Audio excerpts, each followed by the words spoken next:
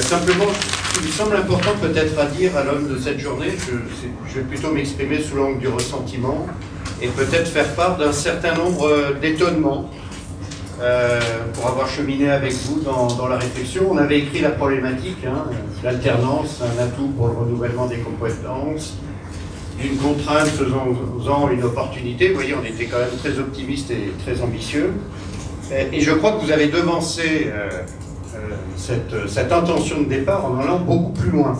Et donc, à mon avis, j'exprime plutôt là une angoisse, effectivement, des suites attendues et de l'appétence que vous avez manifestée et des expériences dont vous avez su témoigner. Alors peut-être la première idée, moi finalement je suis assez surpris, premier étonnement à l'issue de cette journée, c'est que vous n'avez pas été effrayé, a priori, par la question du chiffre. C'est-à-dire qu'on est sur une politique de quota, en fait, ce fameux 4-5%. On voit les volumes que cela peut représenter. Alors certes, on en a parlé, mais je pensais que ça allait être plus redondant dans le cours de nos échanges, avec finalement l'idée que tout cela peut générer effectivement un certain nombre d'espoirs, y compris pour les alternants eux-mêmes. On l'a vu, on a mis ça au cœur du débat, c'est-à-dire effectivement on rentre en alternance avec peut-être ici ou là un espoir de rester dans l'entreprise et quid des lendemains, et qu'à ce titre-là, effectivement, derrière une politique qui se veut ambitieuse, d'aller vers un recrutement d'alternants, de créer les conditions du risque psychosocial de l'alternant embauché dans un grand groupe qui ne peut rester parce qu'il n'y a pas effectivement des possibilités de s'installer dans cette dynamique. Alors ça a été souligné, mais je pense que c'est important de mettre ça en perspective, de bien veiller à trouver les solutions pour que ce ne soit pas uniquement répondre à une contrainte administrative. On a fait l'exercice et j'ai bien compris qu'au long de cette journée, ce n'était pas de cela dont il s'agissait, mais je me permettais de témoigner de cette idée-là que vous avez su dépasser, en tout cas, cette réflexion. L'autre idée, c'est que, peut-être l'autre étonnement, c'est Marie-Béatrice Rochard qui m'a mis une inquiétude. C'est que quand on regarde les différentes courbes et quand on fait un peu de prospective, y compris de prospective à horizon 2020 c'est demain, et quand on voit que le modèle avait déjà donné un certain nombre de signaux d'alerte sur notamment ce qui nous préoccupe, c'est-à-dire le tissu industriel, on voit qu'on arrive à la nécessité d'avoir un enjeu de recrutement si on veut que le secteur industriel continue à perdurer. C'est-à-dire qu'effectivement, la question de l'emploi et du recrutement devient un enjeu stratégique de relancer une politique industrielle. Je pense qu'on ne se l'est pas dit de cette manière-là. À défaut de penser le recrutement dans ce secteur, on le voit s'affaiblir, se réduire, et avec effectivement le danger de voir les valeurs ajoutées que secteur. Donc ça, c'était un premier étonnement. Le deuxième étonnement, c'est qu'on a bien, comment dirais-je, insisté sur l'idée que la question du recrutement, ce n'était pas qu'une question propre de l'entreprise, qu'elle soit grande, qu'elle soit petite, peu importe. C'est pas qu'une problématique qui peut être partagée par la seule entreprise. Même si l'injonction qui est faite par le cadre législatif est une injonction qui est adressée à l'entreprise, la réponse à cette question sous-tend effectivement des partenariats, des mises en réseau, des synergies, des accords entre les entreprises, d'autres liaisons avec le service public. On a parlé aussi du service public de l'orientation. On voit qu'on arrive nécessairement sur la nécessité d'avoir de cette question-là une approche systémique. Voilà. Donc ça, c'est un deuxième point que vous avez souligné, à tel point que finalement le marché du travail, si on va jusqu'au bout de ce raisonnement, c'est pas uniquement la rencontre entre une offre et une demande. On voit bien qu'il y a une régulation nécessaire et que cette régulation nécessaire que vous appelez, elle se passe sur les territoires. C'est-à-dire que le territoire devient un enjeu de régulation, d'une vision anticipatrice de la gestion des ressources humaines, et que la gestion des ressources humaines devient cette variable stratégique pour défendre effectivement les emplois industriels. Alors ça, c'était peut-être un deuxième étonnement. Le troisième étonnement, c'est que finalement, on a beaucoup écouté un certain nombre d'innovations sociales, c'est-à-dire que finalement, vous avez su les uns et les autres qu'il s'agisse de vos réflexions au sein d'entreprises, de grands groupes ou de petites et moyennes entreprises, mais également au sein des différentes instances qui œuvrent sur le marché du travail, faire preuve d'innovation sociale en dépassant les enjeux posés par les textes et créer les conditions effectivement d'un apprentissage collectif sur ces différents sujets sur lesquels je reviendrai. Autre point qui me paraissait important en termes d'étonnement, c'est que l'approche par l'alternance nous a permis de revisiter le lien donneur d'ordre sous-traitant. Alors, je ne sais pas, ce sont des sujets qu'on a dû traiter dans le cadre des états généraux de l'industrie, effectivement, des vieux sujets, mais on ne l'a pas abordé comme tel de manière frontale, mais en parlant de la question de l'alternance, on a vu qu'il y avait des liens à tisser entre les donneurs d'ordre et les sous-traitants, que c'était pas forcément consensuel cette affaire, que ça pouvait être ici ou là conflictuel, mais on sent que si on aborde la question par le recrutement des alternances, c'est un moyen peut-être de dépasser les tensions qu'on connaît bien sur ce sujet.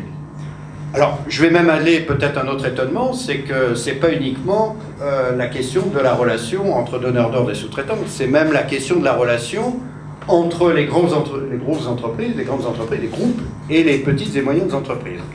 On voit bien qu'au-delà de nos structurations, en termes d'entreprise ou en termes de branches professionnelles, il y a quelque chose d'un nouveau genre à tisser, de l'inter-entreprise sur des bases territoriales. Alors c'est vrai que ça n'appartient pas forcément à notre culture historique, mais de trouver des lieux de régulation qui permettent effectivement de poser ces types d'enjeux dans des instances qui restent peut-être à trouver. Alors autre point, il me semble que au-delà de ces étonnements, il y a un certain nombre d'outils et de leviers que vous avez pointés du doigt, qui ont été peut-être aussi présentés tout au long de cette journée.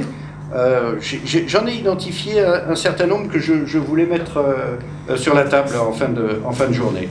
Le premier outil, c'est que si on veut aborder cette question, au-delà de la simple régulation offre et demande sur un marché du travail, mais de trouver ce lieu de coopération entre les entreprises sur des bases territoriales et en lien avec tous les opérateurs, le premier outil qui est nécessaire à mettre autour de la table, c'est la réflexion autour de l'anticipation et de l'anticipation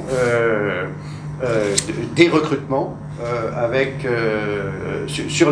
aller au plus fin. Hein, c'est-à-dire qu'effectivement, ce n'est pas uniquement les métiers 2020 ou les emplois de 2020, c'est sur le territoire X, qu'est-ce qu'on peut dire, qu'est-ce qu'on peut avoir comme perspective, parce que c'est le point de départ. C'est-à-dire que si on n'a pas cette approche-là, on va être un peu léger pour construire les stratégies de coopération si on n'a pas produit des éléments d'analyse, confronter ces éléments d'analyse qui nous sont absolument nécessaires. Alors ça porte des noms, tout ça, on a évoqué, me semble-t-il, dans le cadre de la journée, la question de la gestion prévisionnelle des emplois et des compétences, mais territoriale.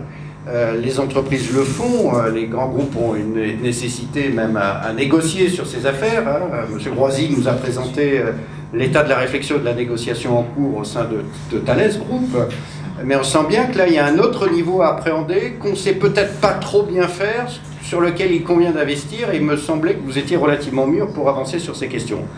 Donc une GPEC territoriale avec une logique d'anticipation sur un maillage fin me semble être un premier outil sur lequel on commence à avancer. Le deuxième, peut-être le deuxième outil comme ça qu'on... Alors je suis, excusez-moi, à des niveaux très différents de réflexion, mais il y a un outil, comment dirais-je, de triangularisation. Voilà, c'est-à-dire qu'on a vu que ce qui était vertueux, ce n'était pas forcément que les face-à-face. J'ai une demande, je cherche un offreur. On sent qu'il y a des processus d'intermédiation qui sont nécessaires à mettre en place, qu'il y a des professionnels de l'intermédiation. On nous a même parlé de professionnels de la sécurisation. Hein. Je me retourne vers Yves Monteiller avec présentation d'une innovation sociale. Hein. C'est-à-dire qu'on sent bien qu'il faut qu'on arrive en termes d'outils à travailler non plus sur l'adéquation, mais sur de l'ingénierie en équipe pluridisciplinaire qui permettent d'appréhender toutes les facettes de l'emploi, des freins à l'emploi, des parcours professionnels.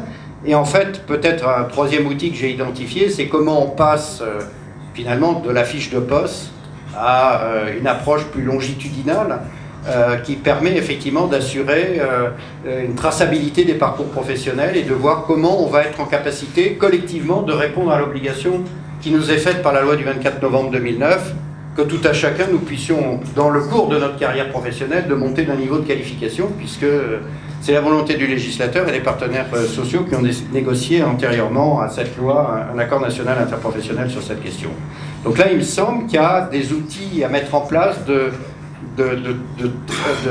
d'ingénierie des parcours, de sécurisation des parcours, et je reviens sur ce que je disais ce matin, le rapport du Conseil économique et social de 2007 nous disait tous les outils existent.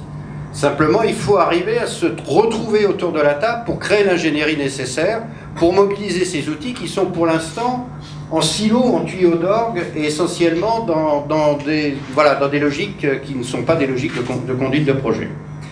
Autre point aussi, ça a été un peu effleuré en termes d'outils, c'est la problématique de l'orientation.